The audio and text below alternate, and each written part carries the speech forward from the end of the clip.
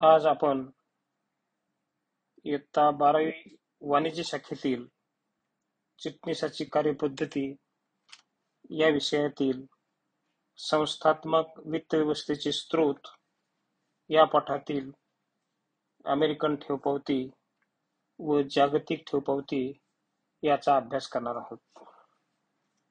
सर्वसाधारणपणे वित्त पुरवठ्याच्या स्रोताची विभागणी प्रमुख दोन भागामध्ये केली जाते. एक म्हणजे मालकीचे भांडवल आणि दुसरे म्हणजे कर्ज भांडवल.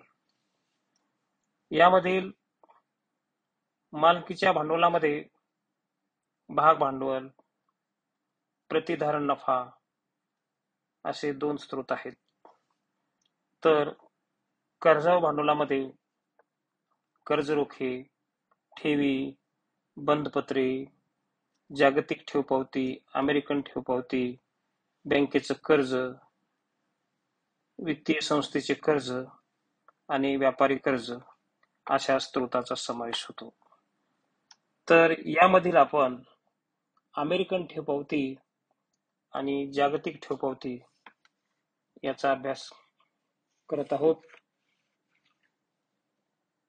सार्वजनिक कंपनी भागाची नोंदणी व विक्री निरनिराळ्या भाग बाजारात करत असते. भारतीय कंपन्यांच्या भागाची खरेदी व विक्री भारतीय भाग बाजारात Bombay stock exchange, national stock exchange येथे केली जाते. मुक्त व्यापारी धोरणाचा स्वीकार तसेच जागतिकीकरणामुळे काही भारतीय कंपन्यांचे भाग विदेशी भाग बाजारात नोंदणी करून खरेदी व विक्री केले जातात. न्यूयॉर्क स्टॉक एक्सचेंज तसेच national association of securities dealers automated quotation अशी काही उदाहरणे आहेत. या भागबाजारामध्ये भागाची नोंदणी करण्यासाठी भारतीय कंपन्यांना त्या भागबाजाराच्या धोरणाची पूर्तता करावी लागते. विदेशी भागबाजाराचे नियम, त्याची धोरणे ही भारतीय भागबाजाराच्या नियमापेक्षा खूप वेगळी असतात. यासाठी ज्या भारतीय कंपन्या थेट विदेशी भागबाजारामध्ये भागाची नोंदणी करू शकत नाहीत, ते अशा ठेवपावत्याच्या आधारे भागाची नोंद करू शकतात. अमेरिका व युरोपमधील भागबाजारात अशा ठेवपावत्याची म्हणजेच ईडीआरची आणि जीडीआरची खरेदी विक्री केली जाते. ही खरेदी विक्री डॉलर किंवा युरो या चलनाने केली जाते. भारतीय कंपनी भागपेढी म्हणजेच डिपॉझिटरी या मध्यस्थाला समभागाची विक्री करते.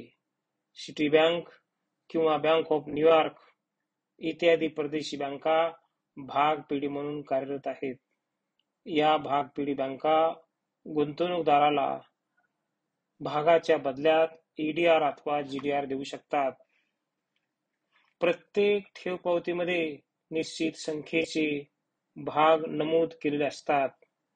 या ठेवपावत्या म्हणजेच ईडीआर व जीडीआर त्यानंतर परदेशातील लोकांना विकल्या जातात. या ठेवपावत्याची वैशिष्ट्य अगदी भाग बाजारासारखीच असतात. त्याची नोंदणी भागबाजारात केली जाते. भागासारखीच मागणी व पुरवठ्यानुसार त्यांच्या बाजार मूल्यातही चढ उतार होत असते. ठेव पावती धारकाच्या वतीने त्याच्या भागाचे साठे भागपेढ्या ह्या स्वतःकडेच ठेवतात. जीडीआर व ईडीआर दोन्हीही ठेव पावत्याच आहेत. या दोन्ही मधला फरक इतकाच आहे की ईडीआर ची अमेरिकेत विक्री होते तर जीडीआर ची विक्री अमेरिका सोडून इतरत्र केली जाते. विदेशी गुंतवणूकदार व अनिवासी भारतीय ईडीआर व जीडीआर खरेदी करून त्यांनी स्वतःचे पैसे गुंतवू शकतात. यासाठी स्वतःच्या समभाग व्यापार खात्याचा म्हणजेच इक्विटी ट्रेडिंग अकाउंटचा ते उपयोग करतात. ते ईडीआर व जीडीआरच्या खरेदीसाठी त्याचा वापर करू शकतात. कंपनी स्वदेशी चलनात लाभांश भागपिढ्याकडे देतात, तर या भागपिढ्या त्यांचे रूपांतर गुंतवणूकदाराच्या चलनात करून त्यांना लाभांश पोहोचवितात. ज्या भागबाजारामध्ये GDR ची विक्री केली जाते ते भागबाजार म्हणजे London stock exchange, Luxembourg stock exchange, NASDAQ Dubai, Singapore stock exchange आणि हाँगकाँग स्टॉक एक्सचेंज अशी ते भागबाजाराची उदाहरणे आहेत.